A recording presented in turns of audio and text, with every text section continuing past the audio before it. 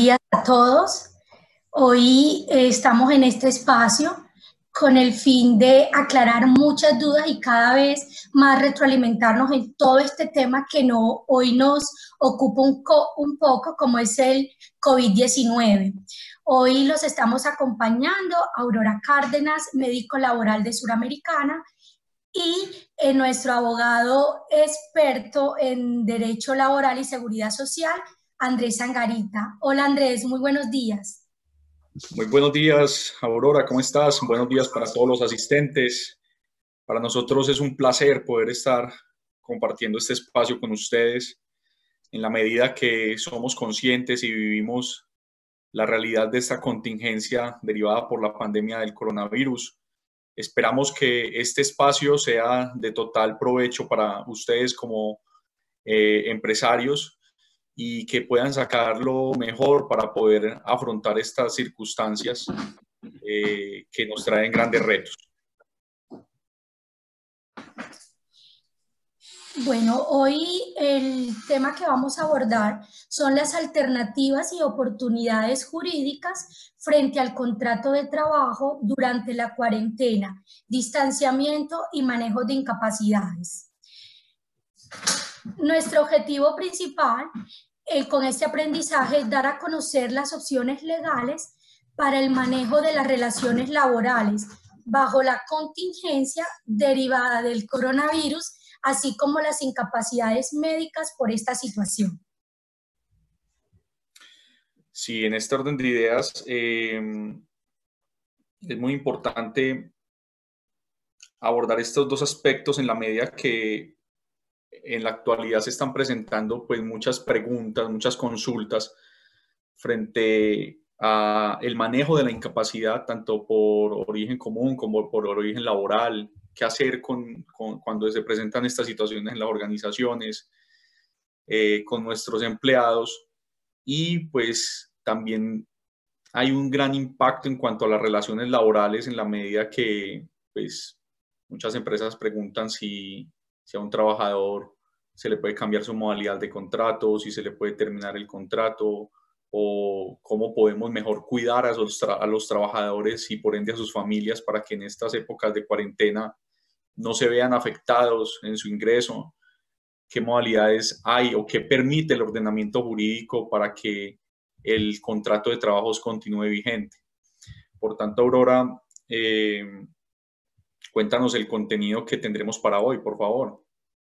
Sí, hoy todos los temas que vamos a abordar y nos vamos a enfocar es los tipos de casos con COVID-19, la exposición ocupacional y manejo por parte de la ARL, la población de mayor riesgo, el trabajo en casa, el teletrabajo, la jornada laboral flexible, las vacaciones anuales, anticipadas o colectivas y la licencia remunerada.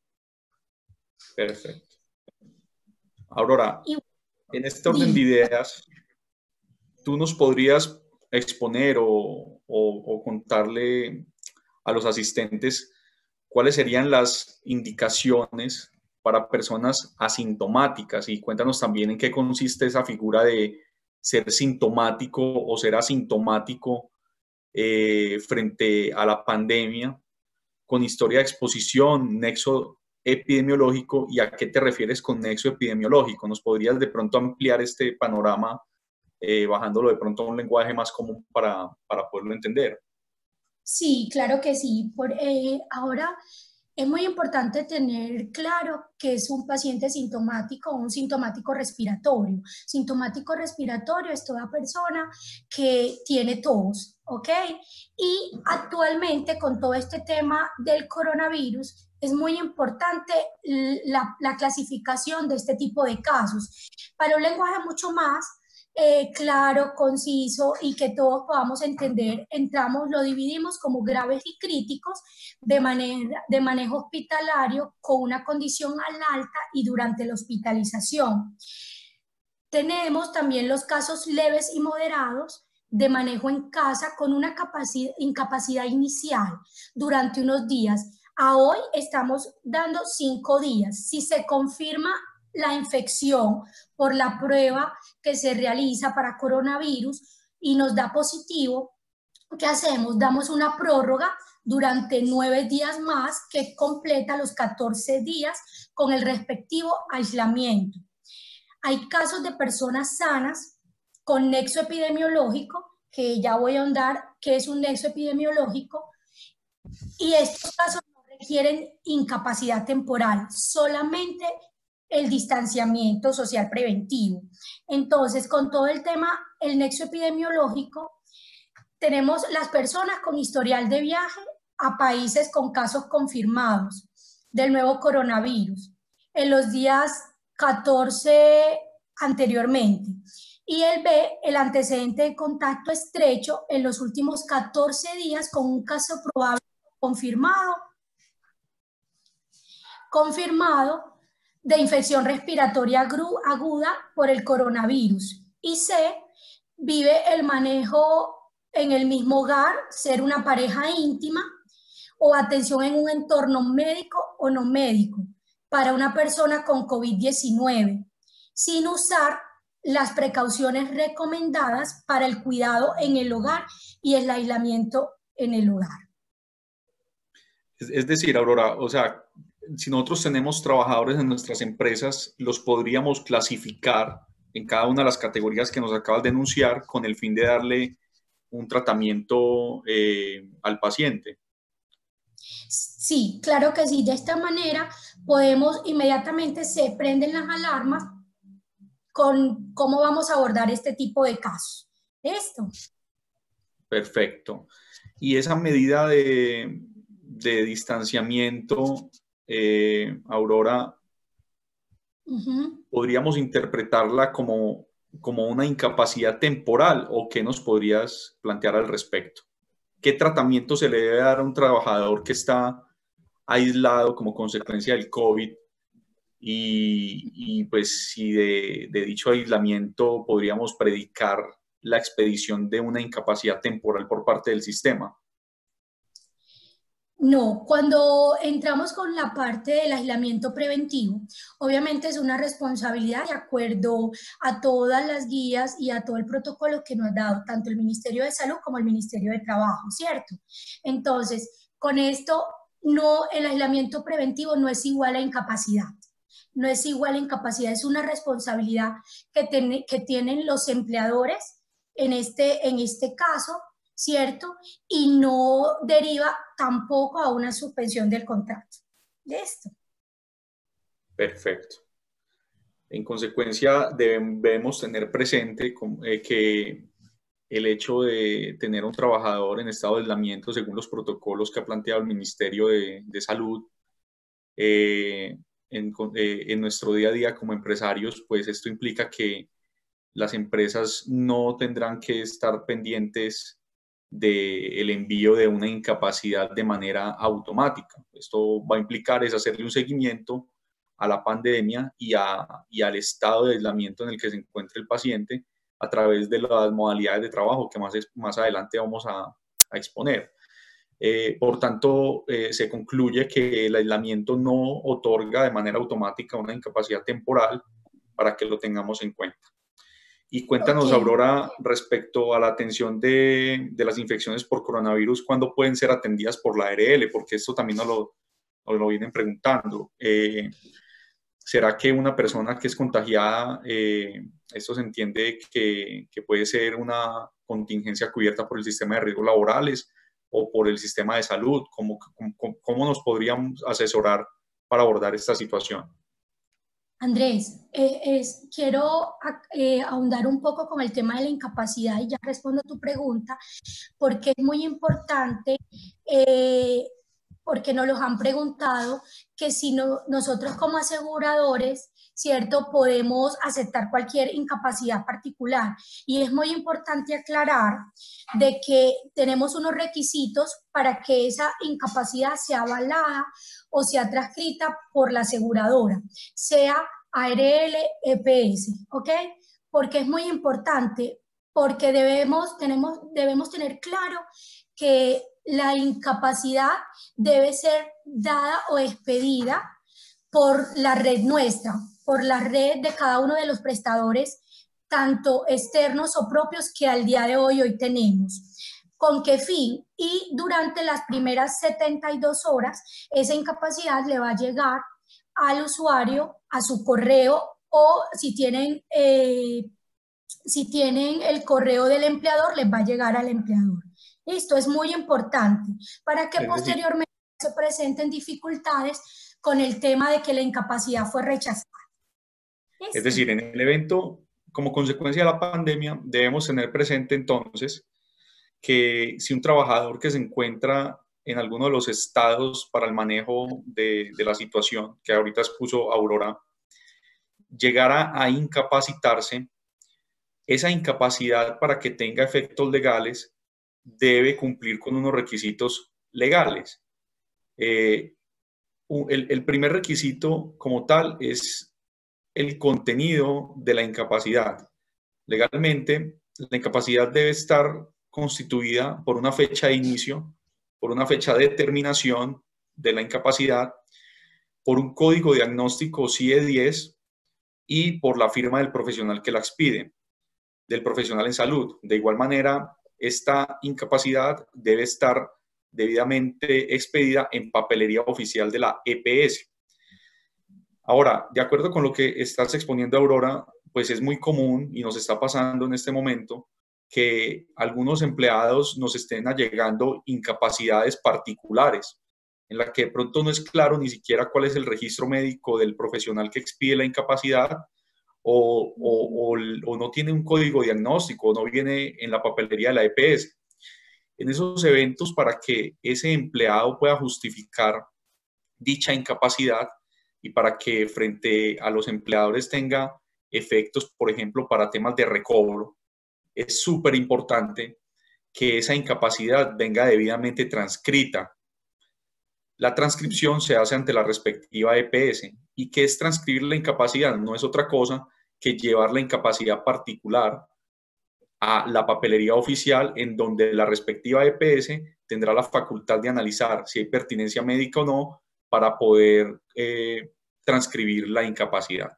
Entonces, como empresarios en estos momentos, si bien esto hace parte de nuestro día a día en la gestión del talento humano, es muy importante que tengamos en cuenta esos requisitos durante la cuarentena para que le podamos dar el trámite legal a la respectiva incapacidad, porque recordemos además que nosotros como empleadores, si nos allegan una incapacidad de origen común, la debemos pagar directamente al trabajador. Esto en virtud del artículo 121 del decreto 019 de 2012, en el cual se establece que en ningún caso se podrá trasladar la carga del cobro de la incapacidad de origen común al trabajador, ni tampoco las licencias, hablando de licencia de maternidad y paternidad. Por tanto, pues ese certificado de incapacidad que cumpla con todos los requisitos legales va a ser ese título que nos va a poder permitir recobrarle al sistema de salud la respectiva incapacidad que pagamos, lo cual pues va a tener una incidencia muy importante en temas de no afectación a la productividad de la organización. Perfecto. Espero Sí, de pronto haber sido claro. Aurora, continuando con demasiado este claro. tema. Demasiado claro. Aquí nos hacen una pregunta, ¿cierto? Sobre que si el empleador es el que tiene que reconocer la incapacidad en la medida de distanciamiento social. Entonces, les hacemos la aclaración que la medida de distanciamiento social para este tipo de trabajadores no se considera ni implica incapacidad médica de origen común ni de origen laboral, y deberán manejarse según los lineamientos de los métodos de trabajo que el gobierno nacional ha indicado a las empresas y a los trabajadores. Sí, en ese punto, en complemento a lo que nos expones, Aurora, es súper importante tener presente que la medida de aislamiento, igual más adelante vamos a hacer énfasis en ese tema, la medida de aislamiento no interrumpe, ni suspende, ni significa terminación de la relación laboral. Por tanto, al tener el vínculo laboral vigente en medida de aislamiento, independiente de las modalidades que se escojan por parte del empleador, el empleador continúa con sus mismas obligaciones de cara al sistema. Por tanto, pues como se los indicábamos ahorita, en virtud del artículo 121 del decreto 019 de 2012, el empleador es quien está llamado a pagar directamente al trabajador y a recobrarle al sistema. Por tanto, pues esperamos haber aclarado la duda. Okay.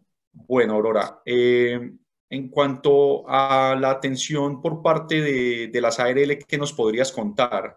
Porque pues Bueno, es muy común que los empresarios se cuestionen qué pasaría, por ejemplo, si mi trabajador se contagia del coronavirus. El nexo de causalidad para poder acreditar ese contagio es algo de pronto complejo porque el coronavirus es un riesgo común que pues es una pandemia, por tanto pues está presente en todos los continentes. ¿Cómo hacer el empleador para poder tramitar esa incapacidad frente a la ARL? ¿Qué asesoría le puede brindar la ARL a ese empleador cuando se pueda sospechar que es un contagio por causa o con ocasión del trabajo? bueno, aquí es muy importante, Andrés, tener claro la exposición ocupacional al COVID-19, ¿cierto? Entonces, vamos a entrar a las ocupaciones de mayor riesgo. En este caso, que sería que aplicaría mucho el tema para el manejo por la ARL. Entonces, tenemos que las ocupaciones de mayor riesgo son los profesionales de la salud y el personal de ambulancia que vienen atendiendo o a personas con sospecha o confirmación de COVID-19, ¿cierto? También tenemos los trabajadores de morgues o funerarias que lleguen a manipular cadáveres con sospecha o confirmación de coronavirus. ¿Qué es importante acá? La atención se hace inicialmente por su asegurador o su seguro voluntario, ¿cierto? Entonces, se hace su atención y si sospechamos que hay el riesgo ocupacional, sí, entonces, ¿qué se debe de hacer? Se debe generar la incapacidad como una incapacidad, como una enfermedad profesional.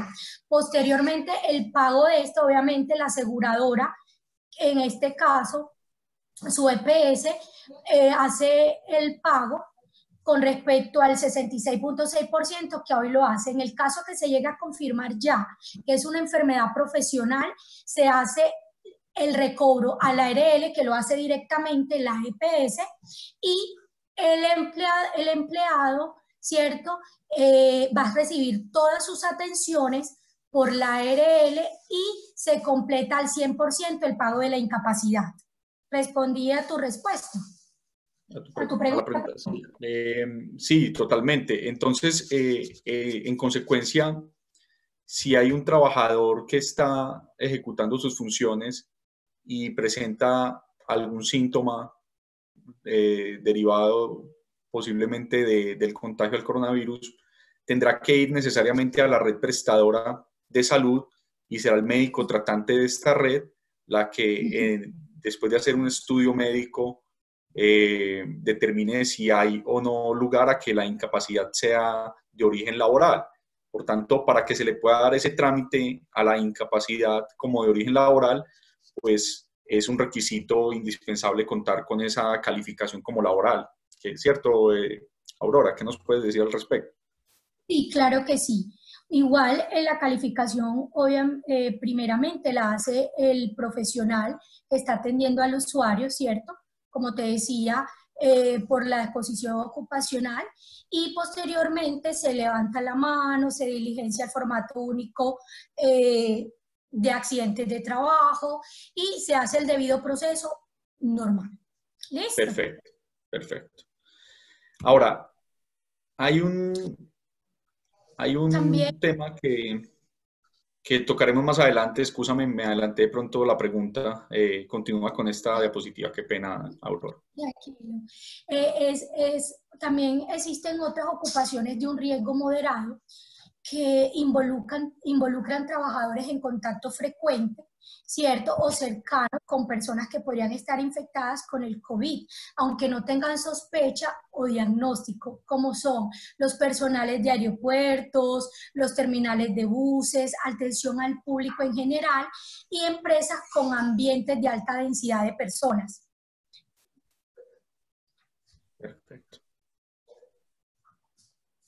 Es muy importante, Andrés, también tener cuenta y a todos los participantes, las personas de mayor riesgo.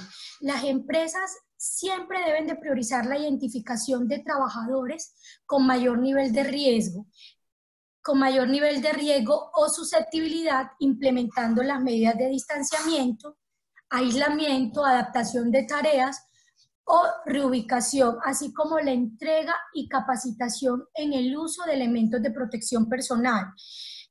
Ayer estuvimos en una capacitación y se hizo mucho énfasis en los elementos de protección personal, que por el mismo pánico a hoy se nos olvida todo lo que ya hemos aprendido con el tema de los elementos de protección y los cuidados que debemos de tener, no importa que sea el profesional de la salud, sino las otras personas, ¿cierto? Que es algo que debemos de tener muy presente. Los elementos de protección personal y el lavado de manos adecuados.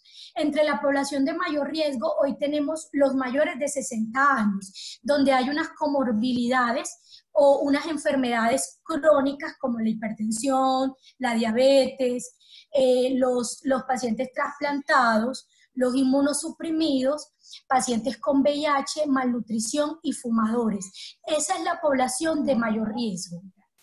Listo.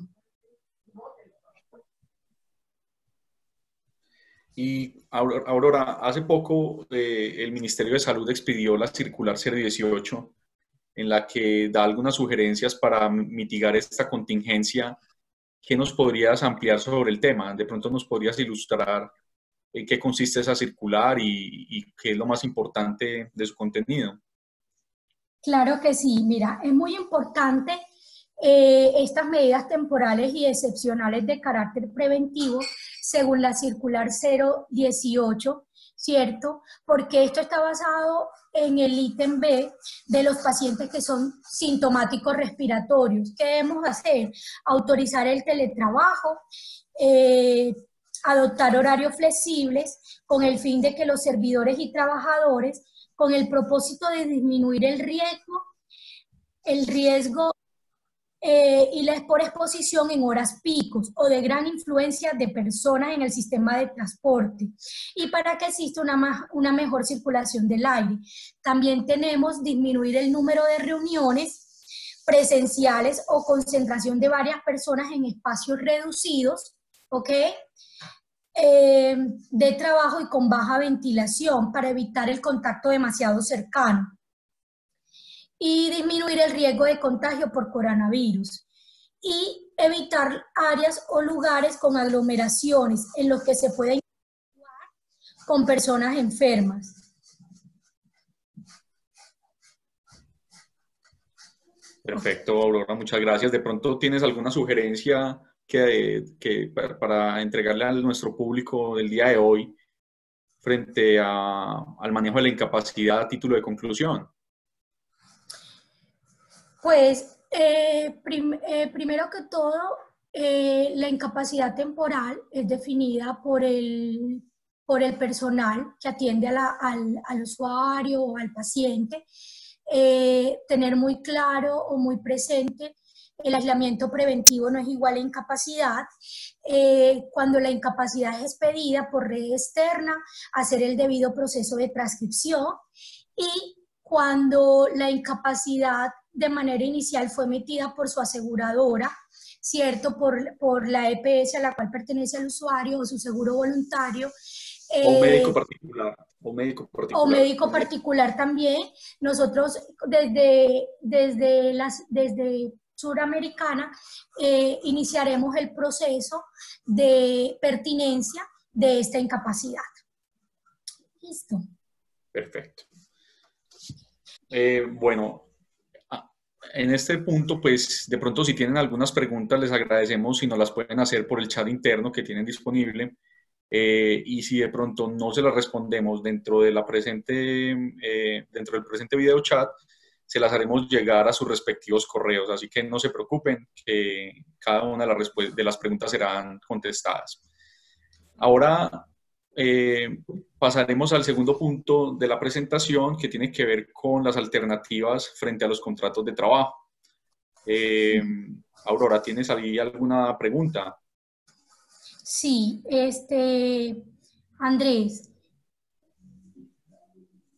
un tema que es muy importante tener presente hoy frente a la contingencia que estamos viviendo es todo lo que esto implica respecto al impacto en los contratos de trabajo.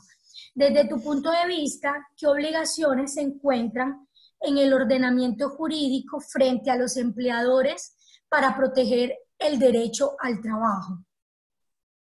Bien, bien. Muy buena pregunta, Aurora. Pues sí, realmente la población que en este momento presenta un alto grado de preocupación por la situación, pues es la población trabajadora. Recordemos que en virtud de lo que está establecido en el artículo 25 de la Constitución Política, el trabajo es un derecho que goza de la especial protección del Estado. Es un derecho fundamental y por tanto, pues en este momento la invitación por parte del Ministerio del Trabajo es a que se trate de cuidar la relación laboral. Y cuando hago referencia a relación laboral, estoy circunscribiéndome a las relaciones que tienen la característica principal de los contratos de trabajo, que es la continuada subordinación. Sabemos que el derecho del trabajo, al ser un derecho fundamental, pues debe protegerse bajo cualquiera de las modalidades que en este momento el ordenamiento jurídico permite. Puede pasar que estemos pensando de pronto en que por la afectación en la productividad de la organización o porque no se pueden desplazar los trabajadores al lugar de trabajo, pues sería viable una terminación o una suspensión del contrato de trabajo. Sin embargo, pues yo los invito a que consulten la circular 022 y la circular 021 que acabo de emitir el Ministerio del Trabajo. La pueden descargar de la página del Ministerio en la pestaña de normatividad, porque el Ministerio en esas circulares nos está invitando a que protejamos el trabajo, a que hagamos uso de las diferentes modalidades de contratación o de las diferentes salidas que tenemos. Y en ese sentido, pues la obligación que le asiste al empleador en primera instancia, antes de tomar cualquier medida drástica, es explorar dichas medidas. Por tanto, pues la obligación derivada del artículo 25 de la Constitución, pues la podemos ver en esos en dos aspectos. Por un lado, pues la protección que tiene que garantizar el Estado, y por otro lado, pues la protección que debe garantizar el empleador. En ese orden de ideas, pues hemos traído para este espacio las diferentes modalidades de protección que se vienen planteando conforme a lo que tenemos en el ordenamiento jurídico. Podemos ver que si tenemos un contrato de trabajo, independiente que sea un contrato de trabajo a término fijo o a término indefinido, el empleador podrá optar por opciones como trabajo en casa, teletrabajo, si tiene la opción también de llevar a cabo el adelanto de vacaciones, que denominamos las vacaciones anticipadas. Si ya están causadas las vacaciones, pues hacer uso de las vacaciones por parte del trabajador o aplicar la figura de las vacaciones colectivas. En ese orden de ideas también hay otra figura que se conoce como la licencia remunerada, que pues por el ordenamiento jurídico laboral también se permite que el trabajador devengue un salario sin prestación personal del servicio, pero eso debe estar pactado, como más adelante lo vamos a indicar. Andrés, Dime, Aurora. gracias por tu respuesta. ¿Puede pasar que una empresa no pueda prestar sus servicios de manera normal porque su actividad productiva se ve afectada, por lo que puede llegarse a afectar la sostenibilidad de las relaciones laborales? ¿Qué sugerencias nos podrías ofrecer para que los trabajadores y los empleadores no se vean afectados con esta contingencia de cara a los contratos de trabajo. Sí, lo Es primero para que el nos hacen empleador en se el chat. blinde, para que el empleador se blinde desde el punto de vista jurídico, es muy importante que haga uso de las medidas que acabé de denunciar. ¿Por qué? Porque el Ministerio del Trabajo, a través de la circular 022, ha advertido a las empresas que asumió un poder de fiscalización laboral riguroso, así lo ha denominado. Y bueno, y ha entrado también a interpretar que en el evento en el que haya de pronto una afectación a la productividad de la organización, el Ministerio del Trabajo es el que va a autorizar la suspensión de los contratos de trabajo o va a autorizar los despidos colectivos. Por tanto, creo que el ministerio puede estar en este momento asumiendo una actitud muy garantista frente a las relaciones laborales, porque el objetivo de ellos es proteger el derecho fundamental al trabajo. En consecuencia, pues, a mí me gustaría que si de pronto las empresas tienen alguna duda frente a la suspensión de los contratos de trabajo, pues que no olvidemos que la suspensión no puede aplicar de manera automática. Antes de pasar a explicar cada una de las modalidades, quiero detenerme en el tema de suspensión de contratos de trabajo y en despidos colectivos, porque recordemos que estas figuras tienen unos requisitos que deben cumplirse de acuerdo con la ley. En virtud de la contingencia que estamos viviendo por el COVID-19, las circunstancias que se ajustarían a una eventual justificación por suspensión de contrato de trabajo sería el numeral primero y el numeral tercero del artículo 51 del Código Sustantivo del Trabajo. Sin embargo, yo los invito a que tengan mucha precaución al momento de aplicar esta figura y que apliquen de manera preferente las demás alternativas que nos expone el Ministerio. ¿Por qué? Porque el artículo primero, el numeral primero, el artículo 51 del Código Sustantivo, hace referencia a que el contrato de trabajo podrá suspenderse por fuerza mayor o caso fortuito. Fuerza mayor o caso fortuito implica que haya una situación que sea irresistible para el empleador. La legislación laboral como tal no trae una definición expresa en el Código Sustantivo, pero sí se han acogido las definiciones que trae la legislación civil o la jurisprudencia de la Sala Civil de la Corte Suprema de Justicia. Por tanto, hay que demostrarle al juez de la República, al juez laboral en este caso, que sí se contaba con todas las circunstancias de fuerza mayor o caso fortuito para poder llegar a suspender un contrato de trabajo. Así las cosas, pues no es tan fácil demostrarle a un juez que de pronto sí se contaba con esas circunstancias técnicas, porque les van a exigir todo el soporte financiero, económico y organizacional hasta el contexto social en el que se dio la fuerza mayor para que pueda darse, pues darle un aval el juez de la República. ¿Y qué pasa?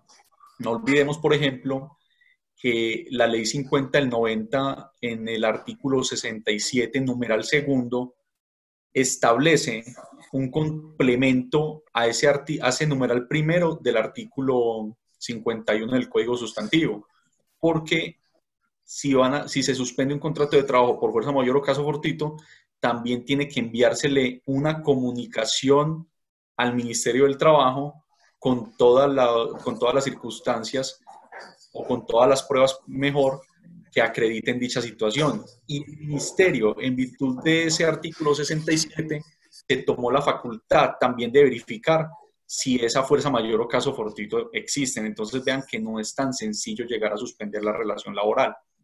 Hace poco pudimos evidenciar que una empresa notificó a uno de sus trabajadores con una suspensión del contrato de trabajo por la circunstancia del coronavirus, porque la calificaron como de fuerza mayor o caso fortuito, e inmediatamente el Ministerio del Trabajo fue enfático en decir que no se puede suspender de manera automática y que debe aplicar las diferentes modalidades de trabajo que se han dado en la circular 022 de 2020. Por tanto, con base en ese poder de fiscalización laboral riguroso, lo invitó a la empresa a que explorara esas opciones, y de lo contrario, pues podría realizar la apertura de la investigación administrativa y las eventuales sanciones a las que hubiera lugar si no se hacía en ese orden. Entonces vean que en este momento el ministerio está asumiendo una actitud proteccionista importante, y pues lo que yo invitaría a las empresas es a que se documenten muy bien frente a estos requisitos en la suspensión. Hay otra clase de suspensión que en este momento no podemos decir si se va a dar o no, y es la que tiene que ver con la consagrada en el numeral tercero del artículo 51 del Código Sustantivo del Trabajo, y es aquella que se puede solicitar ante el Ministerio del Trabajo cuando el empleador va a suspender por más de 120 días sus operaciones. Aquí también es muy importante acreditar el porqué de esa suspensión con los criterios técnicos que lo soporten. ¿Listo? Entonces tengamos mucho cuidado. En ese orden de ideas, el empleador debe garantizar la aplicación de la circular 021, y pues debe garantizar también algo muy importante, y es que si se llega de pronto a asumir esa opción de suspensión del contrato de trabajo, eso no implica que ya me desentendí del todo del trabajador, no.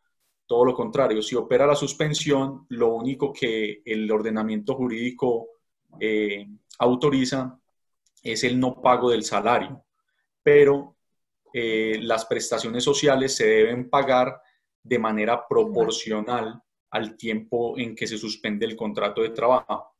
Sin embargo, los invito a que exploren el artículo 53 del Código Sustantivo del Trabajo, en el que se explican cuáles son los efectos de la suspensión.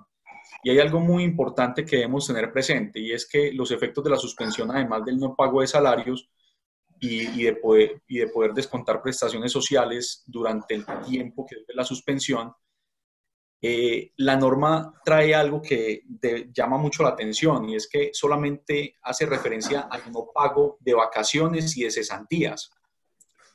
La norma no hace referencia a la prestación social que conocemos como prima legal de servicios, que recuerden que la prima legal son 15 días de salario por cada semestre de servicios. ¿Por qué? ¿Por qué no dice nada la norma? ¿Y cómo lo ha interpretado el ministerio en diversos conceptos que también pueden consultarse en la página del ministerio?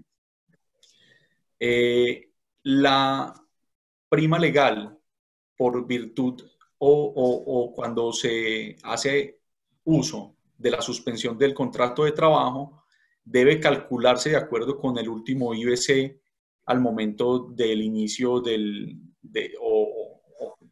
IBC o del salario que devengaba el trabajador al inicio de la suspensión del contrato.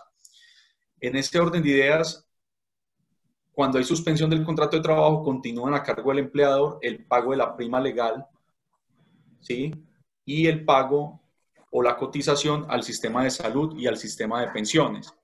Al sistema de riesgos laborales, la planilla integrada de liquidación de aportes nos permite tachar la novedad de suspensión del contrato, y por tanto no hay lugar a cotización de riesgos laborales en la medida que el trabajador no está prestando su servicio y no se encuentra expuesto al riesgo ocupacional para el cual fue contratado. Esa figura también aplica para otras situaciones, como por ejemplo las vacaciones o la licencia no remunerada o la licencia remunerada. Entonces eso es importante que lo tengan muy presente.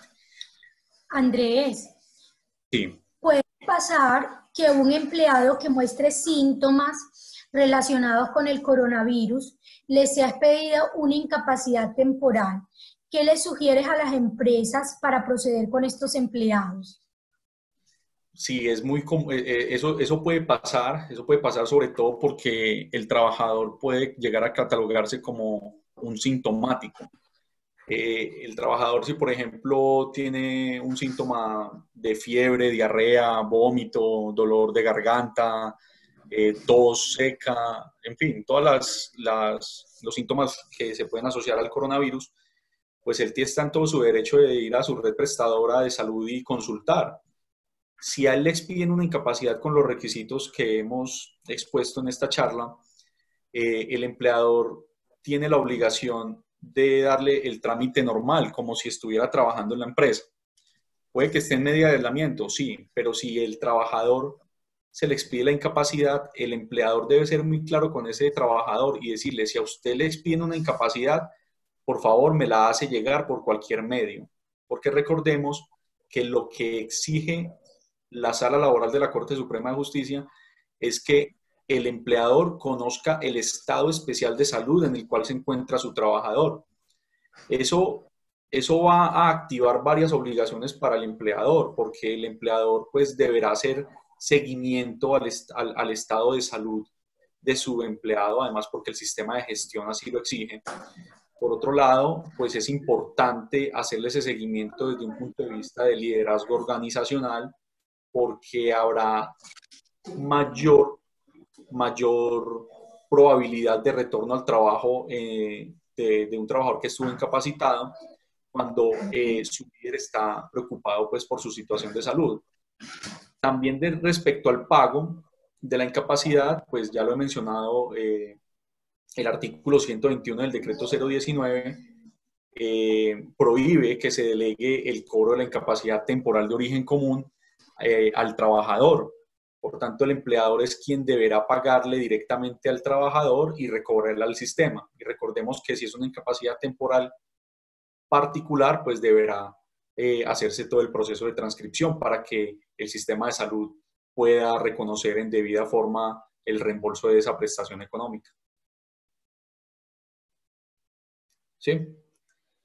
Es importante también tener presente, Aurora, y todos los asistentes, que pues ustedes saben que la protección laboral reforzada juega un papel muy importante en estos asuntos. Un trabajador que se encuentre incapacitado en Colombia y que no esté en condiciones normales de prestar sus servicios, pues es muy factible que un juez vía acción de tutela pueda llegar a garantizar su derecho fundamental al mínimo vital, la salud y el trabajo, y de pronto a ese trabajador se le quisiera terminar la relación laboral. Entonces recuerden que en virtud de la ley Klopatowski, esa es la ley 361 de 1997, en nuestro ordenamiento jurídico se estableció una presunción, y es que se presume que todo despido de trabajador en estado de discapacidad se presume que fue por su estado de salud y no por una causal objetiva, y deberá mediar la autorización del inspector del trabajo. Por tanto, pues si bien la norma habla de discapacidad, en la práctica lo que hemos podido evidenciar es que los jueces de la República equiparan dicha definición a cualquier situación de salud que afecte al trabajador. Ellos pues ahí no van a entrar a hacer un análisis muy de fondo respecto a que la discapacidad sea un elemento integrante de la pérdida de capacidad de la pérdida de capacidad laboral de un trabajador, de la invalidez. Por tanto, pues los invito a que tengan mucho cuidado, a que le hagan seguimiento a ese trabajador cuando tenga una incapacidad temporal, y a que la reporten de debida forma y a que le realicen el respectivo pago, y que ustedes como empleadores puedan tener el certificado de incapacidad para recobrar al sistema. Es decir, se tramita como una incapacidad común y corriente de cualquier relación laboral. En ese orden de ideas, pues a continuación vamos a exponerles también cada una de las modalidades que trae la circular 021 y nuestras sugerencias desde Suramericana. Una de las modalidades que se ha contemplado es el trabajo en casa. El trabajo en casa implica que pues, no se active los mismos requisitos que se exigen para el teletrabajo. ¿Por qué? Porque el trabajo en casa es una medida excepcional, es una medida que está posibilitando el ordenamiento jurídico cuando devienen circunstancias que no permiten a los empresarios o a los empleados poder prestar sus servicios en debida forma. Por tanto, cuando hay un trabajo en casa, pues ahí no hay que hacer un estudio de puesto de trabajo, no hay que activar a la ARL para que dé su visto bueno frente a los riesgos que se pueden presentar desde el punto de vista ergonómico, psicosocial, en, en el puesto de trabajo que esté ejecutando el trabajador en su casa. Por tanto, pues al ser una medida excepcional y transitoria, los empresarios se van a ver eximidos de esas obligaciones. Ahora, en cuanto a la continuidad del pago y salario de prestaciones sociales, todo continúa común y corriente.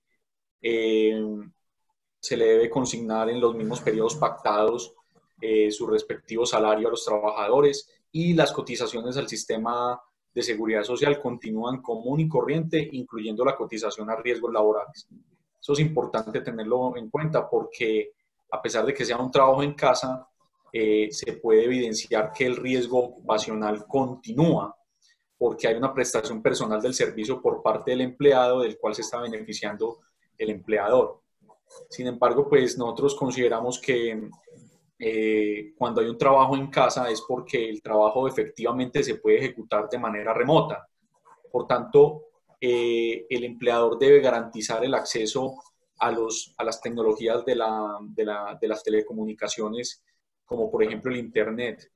Si el Internet el trabajador no puede suministrarlo por X o Y motivo, el empleador tiene la obligación de suministrar este recurso. Si no lo puede hacer, pues deberá explorarse otra de las opciones que se establecen en la circular 021. Y lo que nosotros recomendamos, pues por un tema ya netamente probatorio, no quiere decir que si no se tiene no existe. Recuerden que en el derecho del trabajo hay un principio que se encuentra en el artículo 53 de la Constitución Política y es el principio de la primacía de la realidad sobre las formas. Entonces, si yo como empleado celebro de buena fe un acuerdo con el trabajador en el que estoy protegiendo su relación laboral enviándolo a un trabajo en casa, pues entonces ese principio me va a proteger en el momento de poder probar ante una autoridad administrativa o ante un juez de la República que efectivamente el trabajador se encontraba en un trabajo remoto o un trabajo en casa. Sin embargo, pues si tienen la posibilidad de llevarlo a un acuerdo escrito, eso no sobra, hagan. En cuanto al teletrabajo, el teletrabajo sí es una modalidad de trabajo que le exige al empleador unos requisitos para que se pueda ejecutar. Entre ellos, pues debe haber un estudio del puesto de trabajo en el que se verifiquen cuáles son las condiciones físicas, biológicas, ergonómicas y psicosociales del puesto y debe haber una asesoría paralela por parte de la administradora de riesgos laborales. Así pues, el empleador deberá tramitar el formulario de afiliación y novedades establecidos por la resolución 3310 de 2018, que fue expedida en su momento por el Ministerio de Salud y Protección Social, y garantiza el pago de salarios y prestaciones sociales. Es decir, igual que el trabajo en casa, el teletrabajo, pues además de imponer esas nuevas obligaciones, pues también garantiza el continuado pago de salarios y prestaciones. En ese orden de ideas, pues es muy importante tener presente que el riesgo ocupacional en estas dos modalidades se sigue presentando y por tanto es muy importante tener presente que debemos estar al día en el pago de la seguridad social en estas dos modalidades. Es importante también tener presente que no por el hecho de que un trabajador esté en trabajo en casa o en teletrabajo, entonces no le aplica la jornada ordinaria laboral que hay en Colombia, no. Esos trabajadores están sometidos a la jornada ordinaria laboral pactada en el ordenamiento jurídico y que pues en la mayoría de las ocasiones se encuentra establecida en el reglamento interno de trabajo de cada organización. Por tanto, la invitación es que si aplicamos alguna de estas modalidades, pues también se respete la jornada ordinaria laboral, que recordemos que es de 48 horas semanales, salvo que haya autorización en la empresa por parte del Ministerio del Trabajo para trabajar horas extras. Que recordemos que las horas extras no pueden ser más de 2 horas al día. Andrés, en este Hola, orden Aurora. de ideas, te te pregunto, ¿cuáles son los riesgos para los empleadores de finalizar de manera masiva contratos de trabajo o suspender los mismos? Bueno, sí, mira, cuando un empleador suspende el contrato de trabajo o lleva a cabo despidos masivos, la consecuencia es la consagrada en el artículo 140 del Código Sustantivo del Trabajo y consiste en el pago de salarios y prestaciones común y corriente, como si nunca se hubiera presentado esa situación. ¿Sí?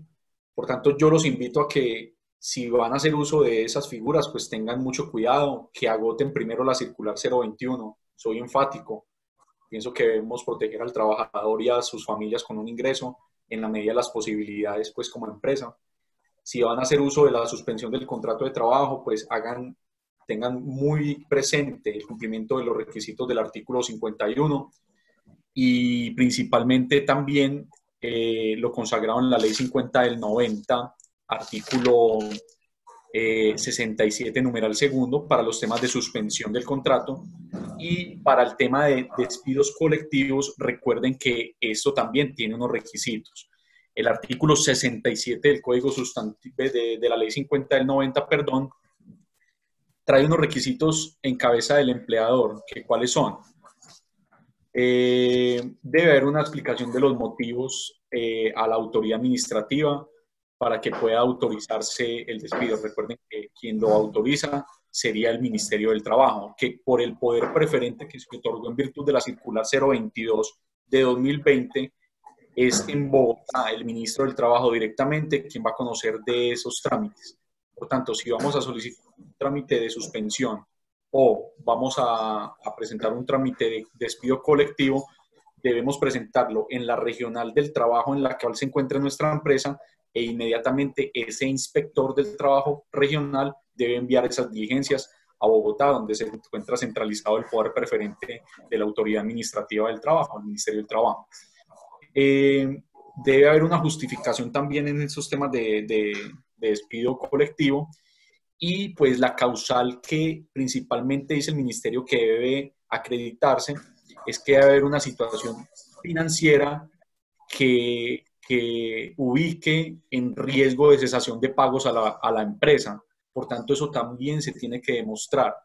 Y esa afectación tiene que ser por un periodo de 6 meses. O sea, vean que no es que, ay, me está afectando ya, entonces ya voy a despedir colectivamente a mis trabajadores. No, tiene que haber una comprobación con estudios técnicos y económicos en donde se evidencie que durante 6 meses se va a afectar la organización y con base en esa afectación voy a incurrir en un riesgo de cesación de pagos a los trabajadores.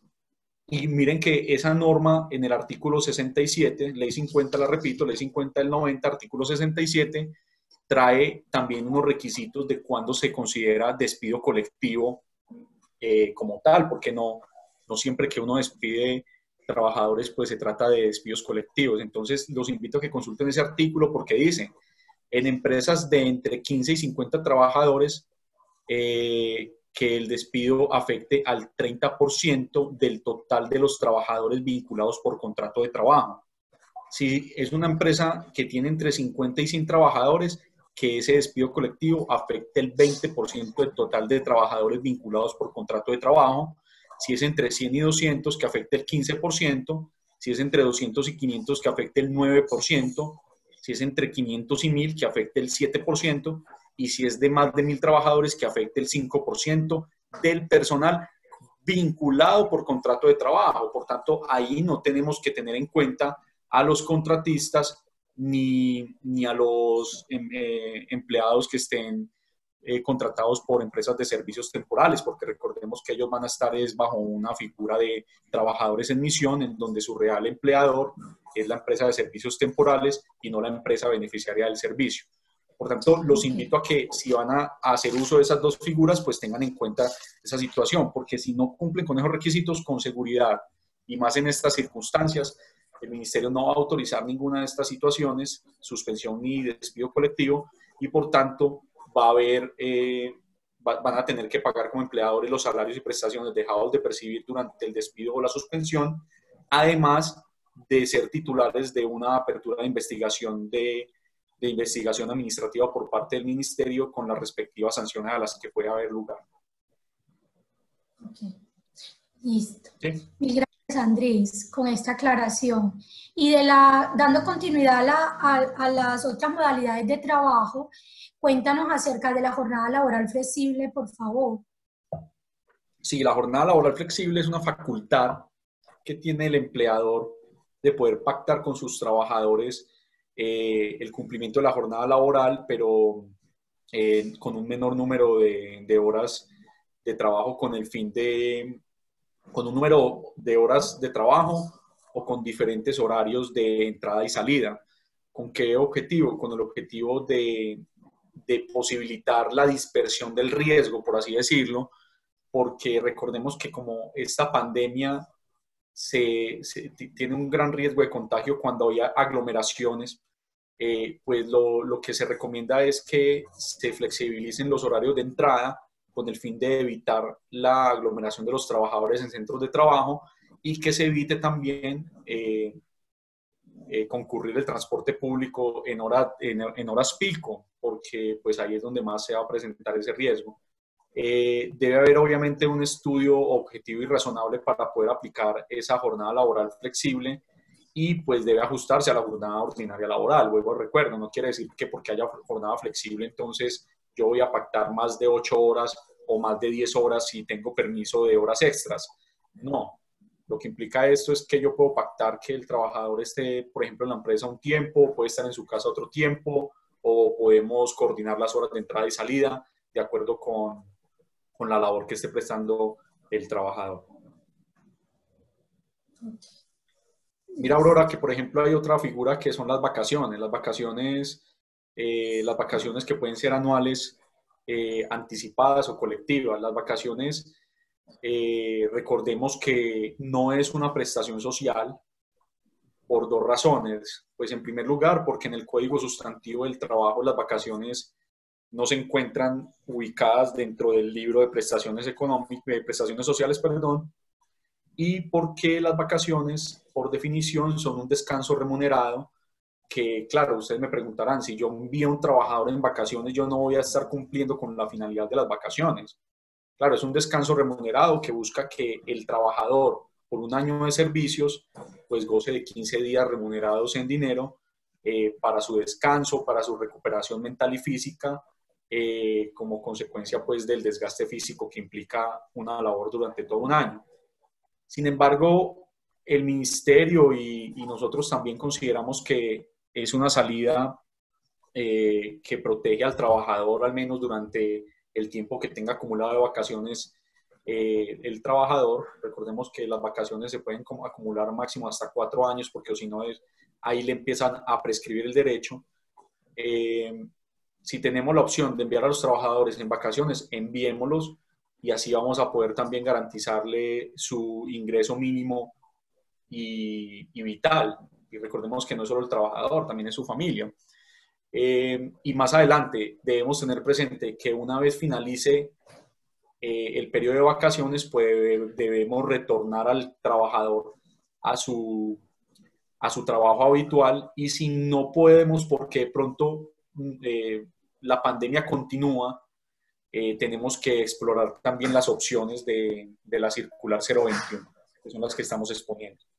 Entonces, las vacaciones pueden ser anuales, es decir, puede que el derecho ya se haya causado, porque pues ya cumplió los 360 días el trabajador y por tanto tiene derecho a los 15 días remunerados. No sé, pues también los invito a que estudien esa opción, hasta qué punto el trabajador podrá liquidar en dinero algún término de sus vacaciones y en tiempo otros de sus días. Recordemos que de los 15 días de vacaciones legales que percibe un trabajador de vacaciones, máximo se puede liquidar solo en dinero 7 días, porque los 8 días restantes deben de destinarse a su descanso. Entonces, si van a hacer uso de esas figuras, pues interprétenlo de esa manera es una invitación porque así es como jurídicamente pues en este momento se conciben esas figuras. Sin embargo, pues lo ideal sería que sea en tiempo, ¿no? Para que el trabajador pueda disfrutar de esas vacaciones de manera remunerada y no se le descuente pues tiempo de descanso. Vacaciones Listo. anticipadas implica que el trabajador no haya causado el derecho. Puede que, por ejemplo, un trabajador se haya vinculado y lleve un mes, estalló la pandemia, le faltan 11 meses por causar su derecho. En consecuencia, ustedes como empleadores pueden pactar por escrito que ese tiempo que falta se le va a reconocer de manera anticipada y que una vez se cause el derecho, pues el empleado no va a poder solicitar que se le reconozca, porque ya se le reconoció de manera anticipada, es decir, se le puede restar. Y algo importante que hay que tener en cuenta y es que las vacaciones, al no ser una prestación social, sino un descanso remunerado, para aquellos trabajadores que vengan menos de 2 salarios mínimos, por ficción legal no se le suma el subsidio de transporte para su liquidación. El subsidio de transporte solo se debe sumar para liquidar prestaciones sociales. Entonces, pues tengan también en cuenta eso y más en esta coyuntura. Ahora, es facultad del empleador incluirlo o no. Y las vacaciones colectivas, tiene que haber una previa notificación a los empleados y pues, consiste en que el empleador puede sacar a vacaciones colectivas a un número determinado de empleados de un determinado centro de trabajo con el estudio pues, técnico respectivo y con la notificación previa. Recordemos que en las vacaciones no hay lugar al pago de cotización a ARL, por tanto esa novedad se debe reportar a la planilla integrada de liquidación de aportes y tampoco hay lugar al pago de subsidio de transporte. Y hombre, puede pasar que en esta época a un trabajador se le otorgue este beneficio y se incapaciten porque puede tener un síntoma asociado con el coronavirus u otro síntoma o haber sufrido un accidente de origen común. En ese orden de ideas debe dársele prevalencia a la incapacidad temporal, es decir, esa incapacidad que si bien debe demostrarse a través del certificado médico, una vez se certifique, ese periodo de vacaciones se suspende porque se le da prevalencia a la rehabilitación del trabajador. Y una vez finaliza el periodo de incapacidad, se reactiva el periodo de vacaciones que el trabajador venía gozando. Y al regreso, pues se debe garantizar la continuidad de la relación laboral. No sé, Aurora, si hasta Andrés, hay una pregunta. sí, hay una pregunta que nos hacen. En las distintas modalidades, ¿cierto? Como el trabajo en casa, a esos trabajadores que se han enviado y le reconocen subsidio de transporte, aunque estén en la casa, ¿se les continúa con ese subsidio? Ok. La pregunta está muy buena y desde el punto de vista de definición legal no se le debería seguir reconociendo, porque Ok, el subsidio tiene como finalidad cubrir los gastos de transporte para aquellos trabajadores que vengan menos de 2 salarios mínimos y es para el traslado de la casa al trabajo y para su ok. retorno. Como en este momento, pues no habría traslado, no habría lugar a un reconocimiento de un subsidio de transporte. Perfecto, mil y mil gracias por tu respuesta. Y por ¿Hay alguna último, otra pregunta? ¿cómo? ¿Hay alguna otra pregunta en el chat? Dice, si los trabajadores están trabajando en casa, igual debería pagar la ARL de los trabajadores aunque no estén saliendo de la vivienda. Yo creo que ya esa lo... Sí, sí, recuerden, ahorita también lo explicamos, el trabajo en casa y el teletrabajo, por ejemplo, no suspenden la relación laboral. Es decir, los extremos de la Ok, relación laboral continúan, las obligaciones contractuales de las partes continúan. Y como el trabajador está prestando un servicio a favor del empleador en su lugar de residencia, igual está prestando un servicio desde el punto de vista del contrato de trabajo. Por tanto, se está exponiendo a un riesgo ocupacional y en ese orden de ideas no hay una justificación que nos permita poder suspender la cotización al sistema de riesgos laborales. Además de esto, pues es muy importante contar con esa cotización con el fin de cubrir al empleador frente a una eventual culpa patronal, porque puede que el trabajador sufra un accidente de trabajo en su trabajo en casa.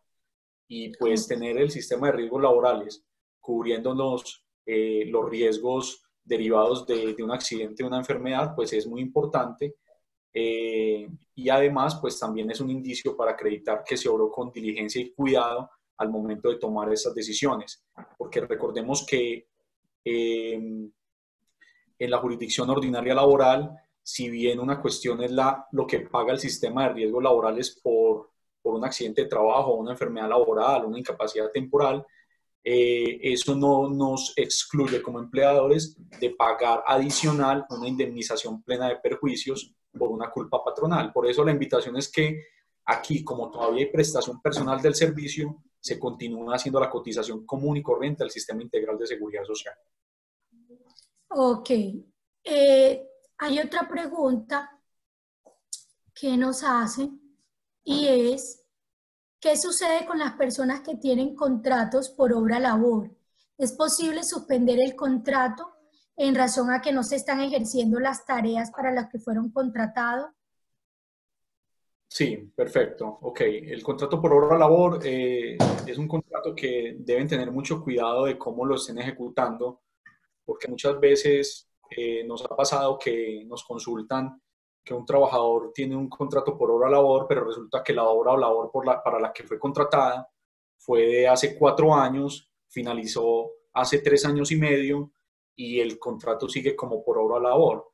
La única forma de suspender ese contrato por obra labor es porque efectivamente se acrediten las circunstancias del artículo 51, numeral primero y numeral tercero del Código Sustantivo del Trabajo, porque recordemos que el contrato por obra labor es otra de las modalidades de los contratos de trabajo, por ende le aplica completamente todas las garantías y obligaciones que se derivan del Código Sustantivo del Trabajo.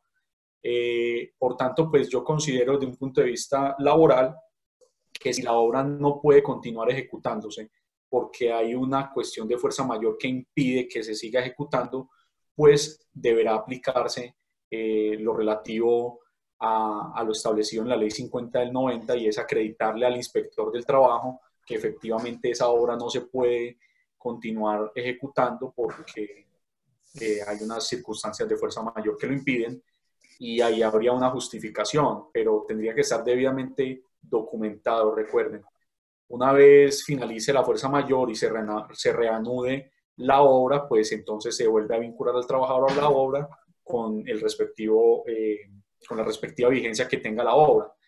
Aquí yo me atrevo a dar un consejo adicional y es que los contratos por obra labor tienen que tener un tratamiento muy delicado porque el ordenamiento jurídico exige que se preavise con 30 días de anticipación a la terminación de la obra labor si de pronto se va a terminar una relación laboral por obra labor. Yo sé que de pronto esto no es objeto de la charla, pero quiero que lo tengan muy en cuenta porque muchas veces trabajadores que son contratados por obra labor siguen siendo contratados varios años y resulta que le van a terminar por la última obra del contrato. Y ahí es donde vienen los conflictos laborales porque ahí es donde se materializa un contrato a término indefinido, porque hubo continuidad en la prestación del servicio, hubo continuidad en la subordinación. En ese orden de ideas, pues el contrato por obra labor ya no sería un contrato por obra labor, sería un contrato a término indefinido y por tanto se le aplicarían todas las reglas de terminación de un contrato a término indefinido. Espero haber sido pues como claro, si no cualquier pregunta, con muchísimo gusto estaremos atentos a resolverlas. Completamente claros, Andrés. Perfecto. ¿Hay más preguntas, Auro, o continúo con la presentación? Sí, hay otra pregunta y me parece demasiado válida. Dice Denis Solanis Pérez, si la compañía realizó contratos a término fijo en enero, unos van hasta el 15 de abril y otros hasta el 15 de mayo, ¿los puedo terminar sin problema? Bueno, el contrato de trabajo a término fijo tiene una especialidad. Eh, Recordemos que el contrato a término fijo tiene dos modalidades. El contrato a término fijo puede ser inferior a un año o puede ser entre un año y 3 años de vigencia.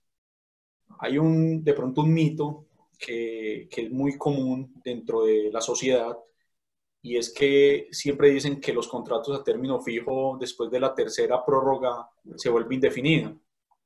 Resulta que no. Los contratos a término fijo lo que implican es que puede que uno contrate un trabajador por un periodo menor a un año, por 6 meses. Lo que pasa es que después de la tercera prórroga, la cuarta como mínimo debe ser de un año. Y así yo me puedo ir de manera indefinida renovándolo por un año. Pero yo si quiero terminar la relación laboral, tengo que preavisar por escrito al trabajador con 30 días de anticipación. Y tengamos mucho cuidado, porque es que esos 30 días de anticipación, si yo lo aviso en el día 30, ya estoy por fuera del término. Y por tanto, si le preaviso la terminación solamente, o sea, si le preaviso la terminación faltándole 30 días, ya no estoy cumpliendo con mi obligación del preaviso. Por tanto, tendré que pagarle una indemnización correspondiente a lo que se prorrogó automáticamente el contrato, más estos 30 días de salarios. Entonces, a quien hace la pregunta es muy importante que analice dos circunstancias. La primera, que el trabajador no se encuentre en una situación de fuero de salud, que no tenga una incapacidad temporal vigente, que no tenga una situación de salud, que si tuvo una situación de salud especial y tuvo un proceso de rehabilitación, pues que el empleador haya hecho un acompañamiento en la rehabilitación y en la reincorporación sociolaboral a través del cumplimiento de todas las recomendaciones para el puesto de trabajo. Porque si le preavisan en el término legal de los 30 días, pero él alega que tiene un fuero de salud, recordemos que el fuero de salud pues lo que predica es la ineficacia de la terminación y por ende habría un reintegro. Entonces, si tiene fuero de salud y tiene un contrato a término fijo y le van a preavisar, también tiene que haber permiso por parte del Ministerio del Trabajo, del inspector del trabajo. Ok. En segundo lugar, si no tiene fuero de salud, pero tiene un contrato a término fijo, cumplir esencialmente con el requisito legal de preavisarle con 30 días de anticipación. Ahora, el ministerio no ha dicho nada frente a la prohibición de terminación de contratos de trabajo a término fijo. Yo creería que en esta situación pues debería explorarse de pronto la opción de darle una oportunidad de esas opciones que estamos viendo de trabajo en casa, Súper. de teletrabajo, licencia remunerada o vacaciones, si a esto hubiera lugar. Si no, pues ser muy rigurosos en el cumplimiento de ese requisito del preaviso y tener en cuenta el tema del fuero de salud para que se blinden jurídicamente. Gracias, Andrés, por cada respuesta. Sí, ya con esto último se dio respuesta a muchas preguntas sobre este tema porque fue muy claro. Puedes continuar. Otra de las opciones que trae el ordenamiento jurídico y la circular 021 del Ministerio del Trabajo es lo que tiene que ver con la licencia remunerada. La licencia remunerada es una facultad que tiene el empleador de pagar el salario al trabajador sin prestación personal del servicio. Esta licencia debe pactarse de manera escrita, como lo digo, es una facultad del empleador. El empleador es quien decide, de acuerdo con su situación actual, si procede o no procede. Al ser una remuneración sin prestación personal del servicio, esto implica que debe haber una continuación en el pago del salario y de prestaciones sociales, y se exceptúa, en este caso sí se exceptúa, la cotización al sistema de riesgos laborales, porque el trabajador no va a estar prestando un servicio de manera personal, simplemente va a estar de licencia remunerada, no va a estar en una relación de subordinación estrictamente, a pesar de que siga recibiendo los salarios y prestaciones. Y nos ha pasado, hemos tenido casos en los que hay empleadores que celebran licencias remuneradas con los trabajadores, porque puede ser, por ejemplo, una persona que le falte 1 año, 2 años para acceder a la pensión. Y resulta que la empresa le quiere dar como ese regalo porque considera que lleva toda una vida en la organización y para que ya empiece a hacer uso de su retiro pensional. Lo que se sugiere es que en esa licencia remunerada se pacte que la empresa podrá hacer un recobro con cargo al retroactivo pensional si el trabajador llega a ser incluido en nómina de pensionados en vigencia de la licencia remunerada. Es decir, en virtud de la Ley 797 de 2003, si el empleado, tiene la obligación de notificarle al empleador cuando cumple con los requisitos para acceder a la pensión de vejez, ¿sí?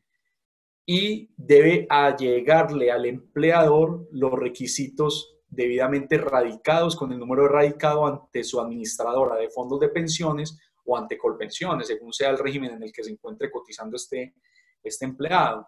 Porque una vez se notifique esa radicación de documentos, cesa la obligación para el empleador de continuar cotizando a pensión, ¿sí? Entonces, si está en licencia y le avisa que presentó papeles para pensión, entonces deja de cotizar a pensión, a riesgos laborales ya lo hizo en virtud de la licencia, pero a salud sí se debe continuar cotizando. Y una vez se le reconozca al empleado el retroactivo pensional, ahí cesa la obligación también de continuar pagándole salud, y ese retroactivo pensional, si se causó en vigencia de la licencia remunerada, pues podrá ser del empleador, porque el empleador le pagó ese retroactivo, pero a título de salario. No sé si fue claro. Entonces, si tienen trabajadores que pueden llegar a verse inmersos en esa situación, en estas circunstancias de pandemia, pues yo los invito también a que hagan uso de esas posibilidades, porque eso también los va a sanear a ustedes desde el punto de vista de productividad. Entonces, la licencia remunerada es otra de las posibilidades que otorga la circular 021.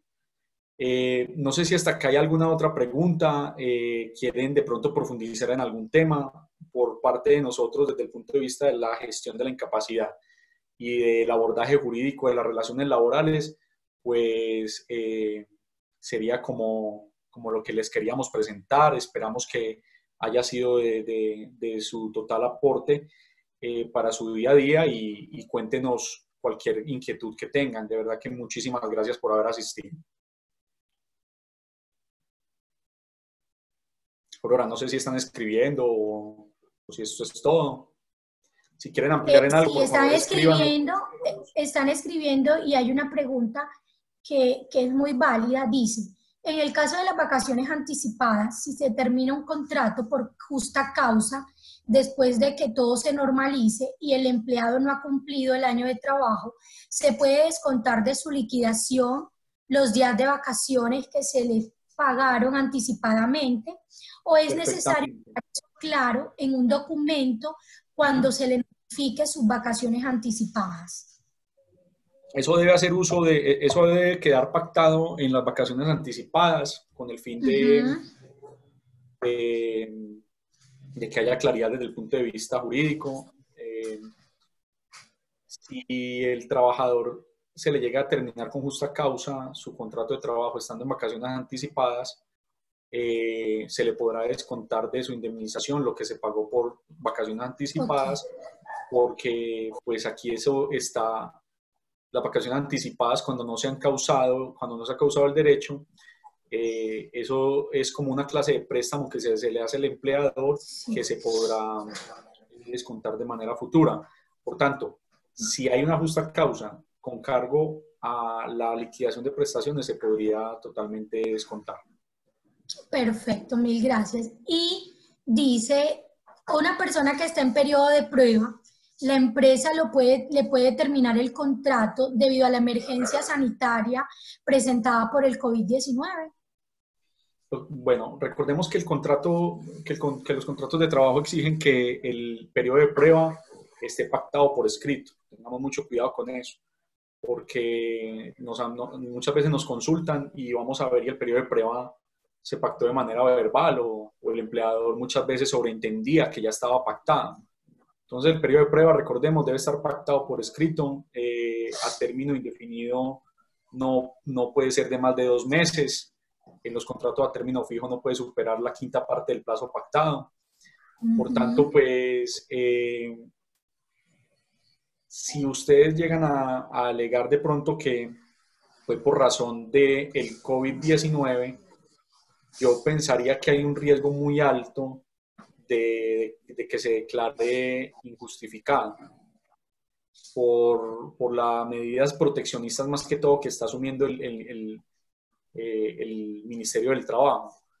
A mi modo de ver, si ustedes tienen pactado el periodo de prueba y desean finalizar una relación laboral, lo pueden hacer sin ni siquiera justificarlo. Simplemente hacen uso de la facultad del preaviso y ya.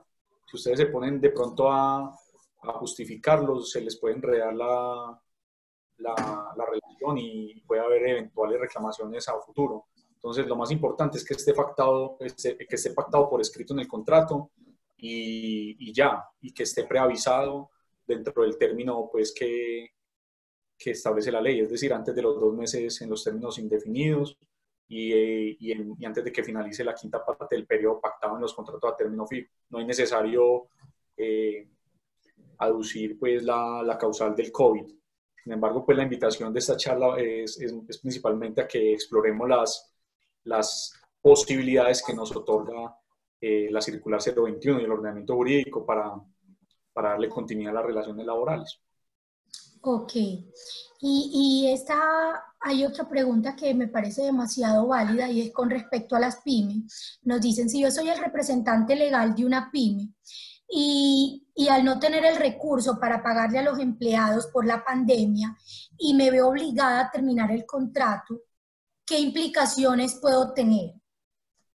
Sí, efectivamente tendríamos que referirnos o sustentarnos en el artículo 67 de la ley 50 del 90, que invito de pronto a que lo lean y analicen cómo les puede aplicar de acuerdo con el número de trabajadores que tenga su empresa. Si es una pyme, me imagino que puede estar pues puede ser una empresa que tiene entre 15 trabajadores y 200 trabajadores, por ejemplo, que muchas de las empresas que tenemos en Colombia tienen pues como ese personal en el sector pyme.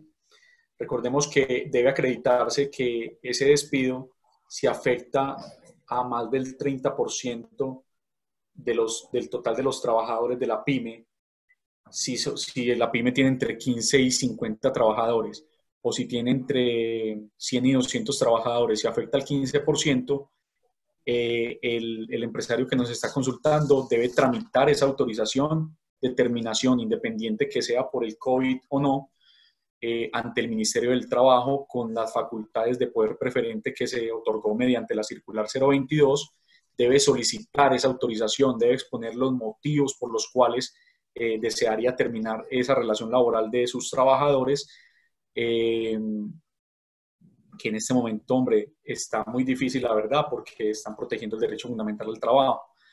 Y en el evento en el que los despida sin esa autorización, pues las consecuencias son las del artículo 140 del Código Sustantivo del Trabajo, que consiste en que el despido sería ineficaz, es decir, como si nunca se hubiera hecho, como si el contrato de trabajo hubiera continuado en el tiempo en el que se terminó.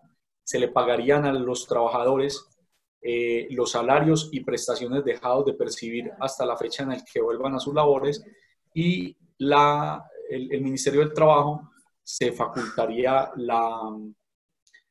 o tendría la opción mejor de adelantar una investigación ante la empresa y podría incurrir en sanciones pecuniarias por parte del inspector del trabajo.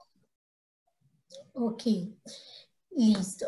Y esta última pregunta que nos hacen es, si el trabajador no fue al lugar del trabajo porque la empresa suspendió temporalmente actividades por la emergencia sanitaria, algunos salieron a vacaciones, otros hacen eventualmente trabajo en casa según necesidad. y otros están en sus casas a la espera de indicaciones. Se puede solicitar a los trabajadores compensar con tiempo extra cuando se reanude la actividad laboral el tiempo dejado de laborar. La empresa ha venido cancelando los salarios normalmente.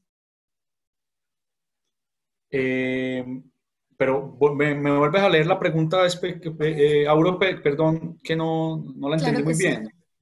Bueno, si el trabajador no fue a su lugar de trabajo porque la empresa suspendió temporalmente actividades por la emergencia sanitaria, algunos salieron a vacaciones, otros hacen trabajo en casa según necesidad y otros están en su casa esperando la indicación de su empleador. Se puede solicitar a estos trabajadores compensar con tiempo extra cuando se reactive la actividad laboral al pasar la pandemia y Bueno, perfecto. el empleador viene cancelando los salarios normalmente. Bueno, no, desde el punto de vista laboral, para mí no se podría porque si el empleador continuó pagando los salarios, no estaríamos hablando de una suspensión. O sea, me están diciendo que hubo una suspensión de labores, pero continuó pagando el salario. Entonces, Okay. bien puede haber pasado que la empresa suspendió su unidad productiva, pero ni la cerró ni tampoco terminó contratos de trabajo. Entonces, una Okay. cuestión es la suspensión de la productividad en la organización, otra cosa es suspender los contratos de trabajo. En este evento, la empresa continuó pagando los salarios, por tanto, aquí no hay suspensión de contrato de trabajo. Y en Okay. el evento en el que se reanuden las labores, sería muy inviable decirle a los trabajadores que compensen ese tiempo porque fue una decisión unilateral que tomó la empresa y eso se enmarcaría más que todo en un tipo de licencia remunerada. Por tanto, no habría un justo título que nos permitiera, desde el punto de vista jurídico, decirle a los trabajadores que compensen ese tiempo porque ellos estuvieron totalmente dispuestos. Recordemos que también hay una sentencia muy llamativa del Tribunal Superior de Medellín Sala Laboral en donde ha indicado que el riesgo de la actividad económica no tiene por qué asumirla el trabajador. Por tanto, al trabajador no se le podría imputar que cumpla ese tiempo, que el empleador suspendió sus actividades con tiempo extra o suplementario cuando se reanuden. Sería un riesgo muy complejo para, para defender en un escenario judicial porque el Tribunal Superior Sala Laboral ha sostenido que, pues como les indiqué, ese es un riesgo que asume el empleador, no el trabajador. Además de eso, si se llegara a, a solicitar a los trabajadores o a obligar que trabajen de manera extra o suplementaria para pagar esos salarios que se le pagaron mientras ellos esperaban indicaciones de retorno al trabajo, tengan mucho cuidado, podría constituir una mala fe que va a ser calificada por el juez de turno de acuerdo con su criterio. Pero créanme que el tribunal está siendo un poco garantista y ese actuar sería mala fe. ¿Qué implica que sea mala Okay. fe? Que el empleado puede llegar a decir que lo están obligando a trabajar más de la cuenta, más de lo que ordinariamente se puede en el ordenamiento jurídico, y por tanto él podría renunciar y alegar un despido indirecto.